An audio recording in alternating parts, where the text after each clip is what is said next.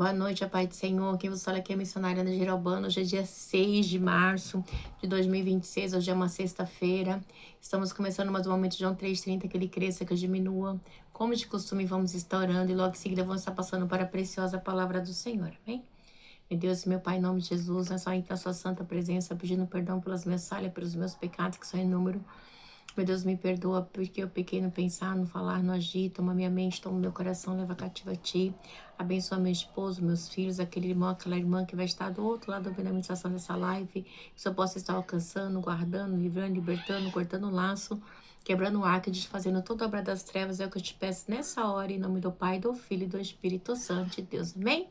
Preciosa palavra do Senhor hoje está em Jó 15, tá? Ontem a gente viu, né? Eu achei muito interessante que o capítulo 14 ele fala do nascimento e termina com a morte, né? E hoje vamos ver o que fala aqui no capítulo 15. Ele faz. Então ele faz de Temar respondeu. Meu Deus, meu Pai, em nome de Jesus, essa é sua santa e preciosa palavra no momento de João 3,30. Que eu, a missionária Ana de Irobano, desapareça e que Deus Pai, Deus Filho, Deus Espírito Santo de Deus apareça, porque o objetivo, Senhor, desse canal é simplesmente pregar a Tua palavra pura e genuína como ela é, para que Teu nome venha a ser glorificado, para que Seu nome venha a ser exaltado. Não é sobre mim, é sobre Ti, Senhor, é sobre a Tua preciosa palavra, decanta, lamanda, suri, decai, que o dia o Senhor me chamou para ministrar. Meu Deus, me dê entendimento, me dê sabedoria, me dê humildade, Senhor, para que eu possa me santificar cada dia mais na Tua presença. Me ajuda, Senhor, a estar te buscando e a estar te servindo.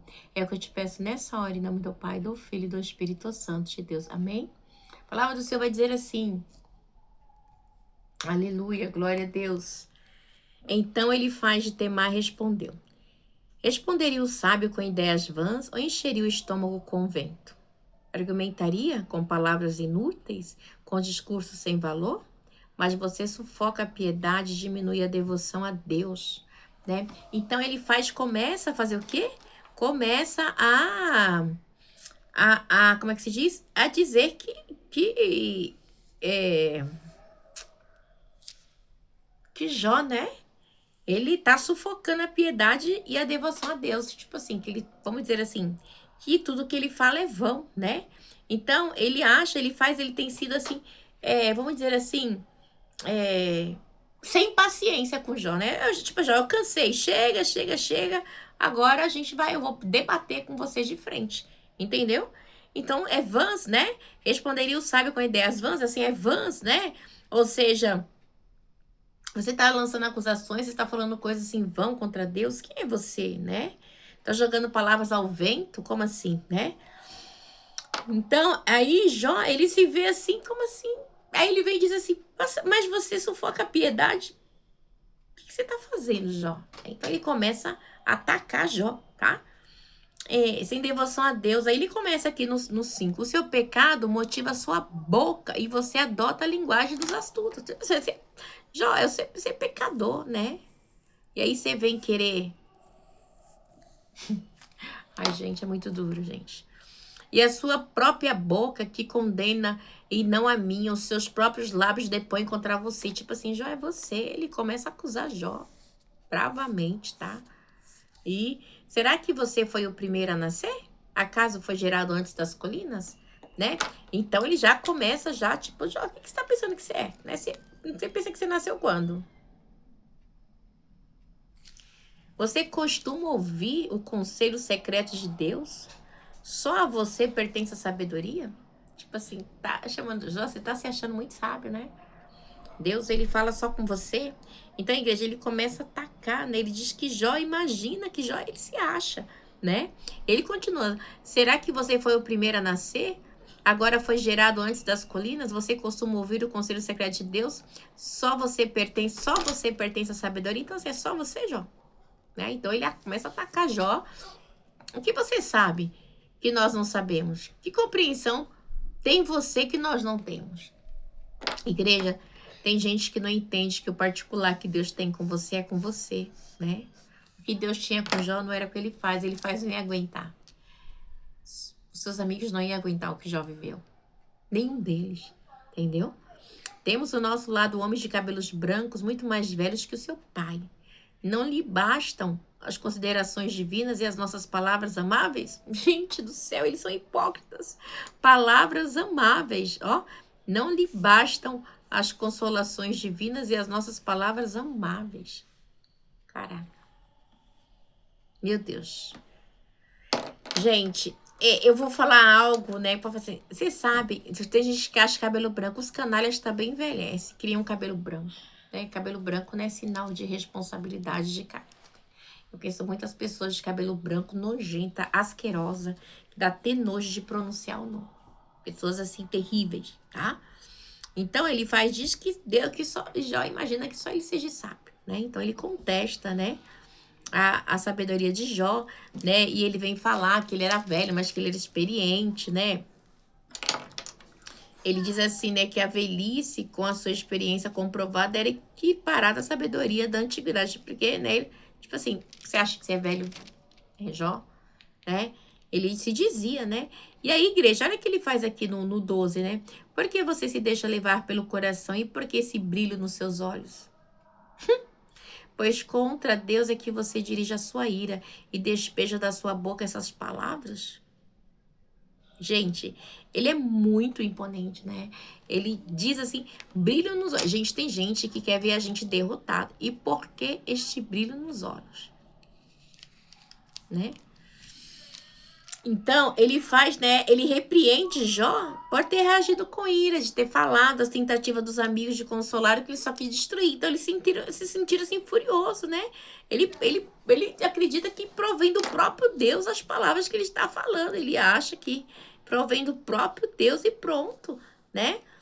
Então, pronto, já era. Suas indiretas são cruéis, Jó, você é cruel e pronto, né? Os outros conselheiros também são maldosos. E assim vai, você tá achando que... E eles não conseguem enxergar, né? Que o que eles falaram com Jó foram coisas pesadas, né? E aí é muito interessante que ele fala assim, e despeja suas palavras contra Deus, tipo, né? No 14, como o homem pode ser puro, como pode ser justo, quem nasce de mulher, né? Não tem como, né? O Senhor, porque a gente sabe que por um pecado entrou, né? Por um homem entrou um pecado no mundo e por outro saiu, né? Sabemos disso, né? Que foi por Adão e saiu por Jesus, né? Mas aqui nessa época Jesus não tinha vindo, ok? Pois se nem nos seus santos Deus confia, como assim? Ô Jó, tu tá viajando, Jó, né?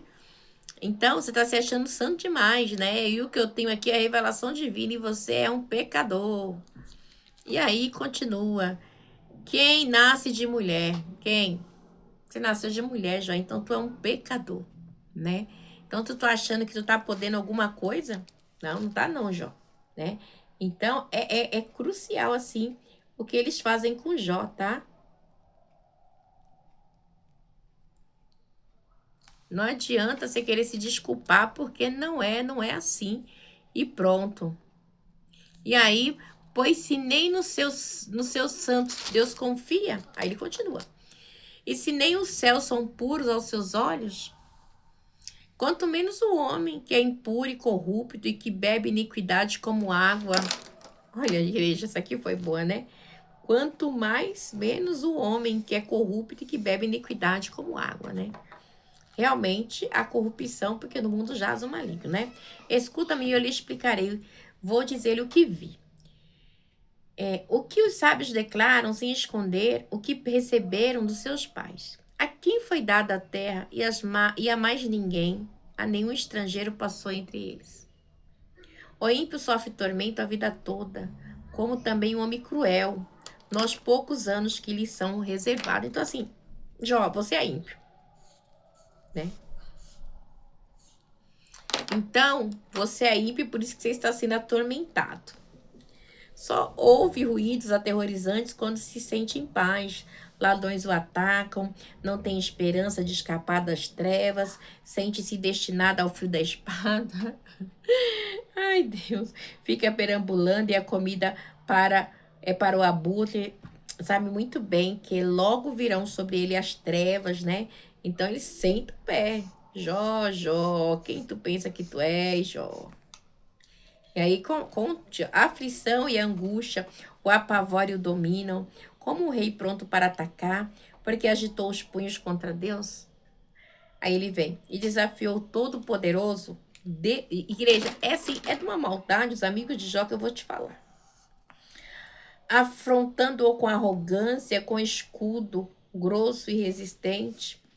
Apesar de ter o rosto coberto de gordura e a cintura estufada de carne, habitará em cidades prestes a arruinar-se, em casas inabitáveis, caindo aos pedaços. Nunca mais será rico, sua riqueza não durará e os seus bens não se propagarão pela terra.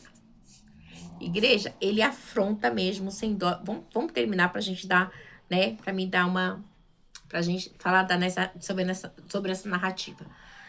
Não poderá escapar das trevas, o fogo chamuscará os seus renovos e o sopro da boca de Deus o arrebatará. Que ele não se iluda em confiar no que não tem valor, pois nada receberá como compensação, né?